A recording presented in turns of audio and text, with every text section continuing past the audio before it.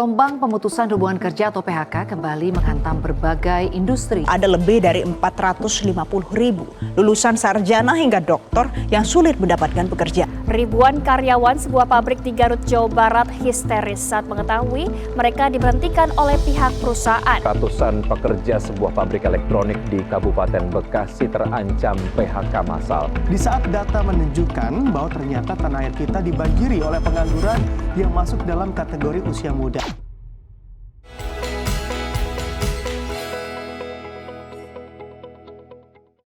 Halo semua, ketemu lagi sama aku Luna. Selamat datang di channel Ngomongin Uang. Di video kali ini, aku mau bahas tentang satu isu ekonomi yang deket banget sama kehidupan bermasyarakat kita, yaitu tentang masalah ketenagakerjaan. Kamu sendiri berasa nggak sih, berita tentang PHK itu sering banget muncul sepanjang 2-3 tahun terakhir?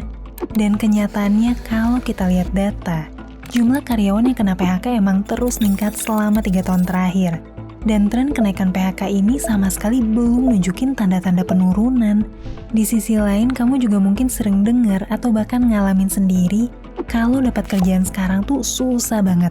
Dan yap, memang kenyataannya, berdasarkan data Kementerian Tenaga Kerja, jumlah lowongan kerja yang muncul tiap tahun tuh jauh di bawah orang yang tercatat mencari kerja di Indonesia. Bahkan di tahun 2023 lalu, orang yang nyari kerja itu 6 kali lipat lebih banyak dibanding dengan lowongan kerja yang ada. Sementara itu, serapan tenaga kerja sektor formal kayak pegawai negeri, karyawan BUMN, atau karyawan swasta korporasi besar juga terus berkurang dari tahun ke tahun. Buat kamu angkatan kerja milenial mungkin masih inget nih, di mana 10-15 tahun yang lalu, perusahaan swasta besar kayak Astra, BCA, Indofood, Unilever, mereka tuh sering buka lowongan program MT di hampir semua kampus di seluruh Indonesia. Tapi di angkatan Gen Z sekarang ini, lowongan dari korporasi besar tuh makin susah didapetin. Padahal, jumlah mahasiswa yang lulus kuliah dan jadi angkatan kerja baru terus meningkat tiap tahun. Hal ini karena penduduk Indonesia makin banyak. Angka kelahirannya terus naik tiap tahun. Jadi jumlah angkatan kerja tiap tahun yang butuh lowongan kerja ya otomatis makin banyak. Masalahnya, perkembangan industri sektor formal di Indonesia tuh nggak siap buat nyerap banyaknya angkatan kerja baru ini. Atau lebih tepatnya udah nggak butuh pekerja dalam jumlah banyak kayak zaman dulu. Tapi kenapa bisa gitu ya? Karena dalam 15 tahun terakhir, kita lagi ngalamin masa transisi industri besar-besaran, di mana era industri berbasis manusia itu berganti jadi era digital, era aplikasi, otomasi, robot, bot, AI, dan lain-lain. Dan proses transisi ini bikin banyak korporasi besar bisa beroperasi dengan lebih efisien, tanpa perlu nambah headcount buat setiap pengembangan bisnis. Nah, sekarang pertanyaannya, gimana dong nasibnya para angkatan kerja baru ini?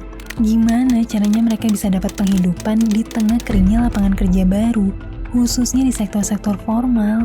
Oke, sebetulnya era transisi industri ini nggak cuma berdampak sama korporasi besar aja, tapi di sisi lain juga maksa industri sektor-sektor non-formal buat berkembang, dan akhirnya tuh jadi tumpuan buat nyerap angkatan kerja baru.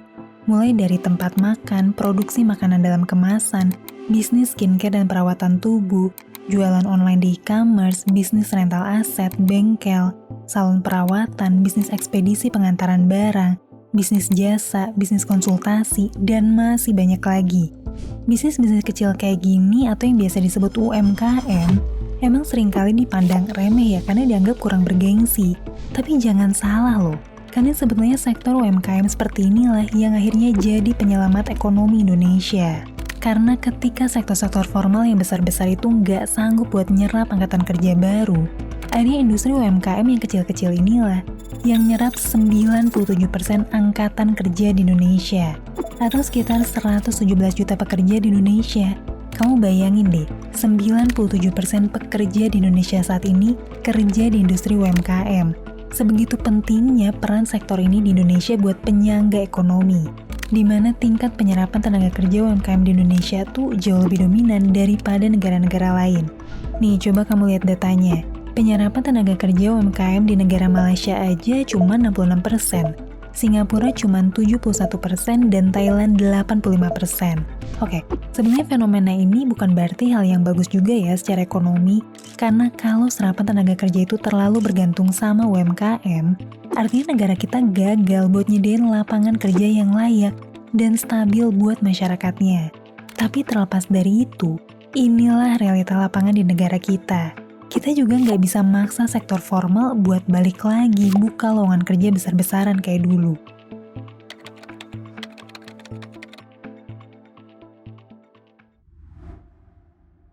Jadi satu-satunya yang bisa kita upayakan adalah bikin sektor industri non-formal kayak UMKM ini supaya bisa naik kelas, jadi bisnis yang lebih kuat, stabil, kokoh, dan akhirnya bisa memperluas lapangan kerja yang layak buat masyarakat. Karena sebetulnya ada cukup banyak ya contoh usaha UMKM yang akhirnya berhasil naik kelas jadi bisnis skala menengah, bahkan jadi bisnis besar yang berhasil nyerap banyak tenaga kerja. Contohnya nih, beberapa brand yang udah terkenal banget itu Eiger.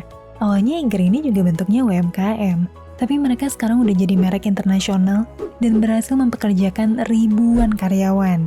Contoh lainnya ada perusahaan jamu Sido Muncul dan juga batik keris, yang tadinya tuh berasal dari UMKM juga, sekarang udah jadi bisnis besar dan nyerap banyak lapangan kerja, termasuk pekerja industri dari berbagai wilayah di Indonesia. Selain itu ada juga Kapten Barbershop, yang awalnya didiriin dalam bentuk UMKM, tapi akhirnya bisa berkembang jadi jaringan potong rambut terbesar di Indonesia.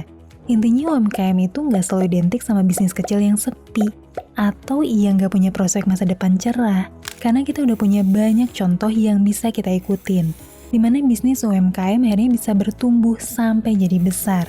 Dan aku rasa ini adalah kunci buat bisa nyerap angkatan kerja baru. Kita butuh lebih banyak lagi UMKM yang berhasil naik kelas. Tapi masalahnya, kebanyakan UMKM emang nggak berhasil naik kelas, bahkan kebanyakan nggak bisa bertahan lebih dari 3 tahun. Penyebabnya ya macem-macem, mulai dari pendanaan, produknya nggak diterima pasar, nggak pakai strategi marketing yang modern, sampai masalah ketipu sama karyawannya sendiri. Tapi kalau aku bisa rangkum jadi satu, kebanyakan masalah dari UMKM ini, ujung-ujungnya tuh karena mereka kurang melek dunia digital, yang sebetulnya udah nawarin banyak kepraktisan dalam dunia usaha. Misalnya nih, pencatatan keuangannya masih manual, terus nggak pakai platform transaksi online yang bisa nyimpen database pelanggan, supaya kita bisa ngasih info promo-promo ke pelanggan lama. Padahal itu adalah strategi marketing modern yang harusnya udah dilakuin sama semua pelaku pasar. Ada juga yang sistem transaksinya masih harus manual dan nggak transparan. Jadinya karyawan punya kesempatan buat gelapin uang perusahaan. Padahal kalau semuanya udah digital, owner UMKM tuh bisa monitor arus kas keuangan 100% secara real time. Nah, sebagian besar masalah-masalah klasik UMKM kayak gini, menurutku bisa diselesain ya, asalkan UMKM mau lebih dekat sama teknologi digital. Contohnya yang aku tahu itu adalah Kasir Pintar. Kasir Pintar adalah terobosan digital yang dibikin khusus buat bantuin UMKM Indonesia, di mana sejauh ini udah berhasil menjangkau 2 juta pengguna dengan lebih dari 300.000 merchant di seluruh Indonesia. Nah, aku coba jelasin dikit ya. Apa sih manfaatnya kalau UMKM pakai pencatatan digital kayak Kasir Pintar? Yang pertama, kita jadi punya laporan arus kas keuangan yang real time dan selalu update. Emangnya gunanya apa sih? Ya supaya kita jadi tahu mana produk yang paling laris dan produk mana sih yang nggak laku. Dengan tahu hal itu, kita jadi tahu mana produk yang bisa kita optimalin penjualannya, dan produk mana sih yang bisa kita kurangin jumlah stoknya. Selain itu, dengan laporan yang rapi, kita juga jadi tahu kapan sih tren penjualan kita naik atau turun, di hari apa, jam berapa, ketika libur tertentu gimana. Kalau kita makin paham sama market dan habit dari pelanggan kita jadi bisa punya strategi penjualan yang lebih baik lagi.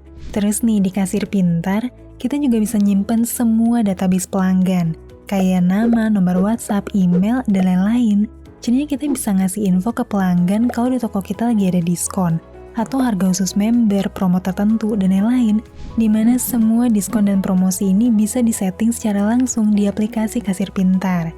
Dan buat bisnis yang stok barangnya banyak, arus keluar masuk barangnya tuh cepet banget, apalagi terbiasa ada utang piutang ke supplier tertentu, aplikasi digital gini bantu banget buat nge-track setiap keluar masuk stok barang, ngasih notifikasi kalau ada stok yang hampir habis, termasuk nyatet semua utang piutang ke pelanggan dan supplier, supaya semua itu tercatat dan gak ada yang kelupaan.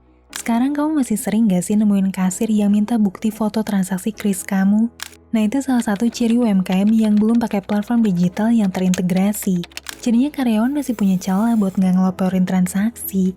Tapi kalau pakai platform digital kayak kasir pintar, karyawan nggak perlu nih foto bukti transaksi lagi. Karena semuanya udah tercatat otomatis. Bahkan pemilik usaha bisa monitor transaksi real time dari jauh. Dan menariknya nih buat bisnis yang belum ada websitenya, kasir pintar juga nyediain fitur all shopping yang bisa bantuin bisnis kamu bikin katalog digital berupa website, di mana customer bisa langsung transaksi dan sistem websitenya udah terintegrasi dengan stok kasir pintar. Bener-bener praktis banget ya buat UMKM. Oh ya, kalau kamu perhatiin, aplikasi kasir pintar ini justru dipakai sama brand-brand keren yang udah berhasil naik kelas jadi bisnis yang kokoh. Kayak Cimory, Erigo, MS Glow, Dunkin Donuts, Kopisu, dan masih banyak lagi.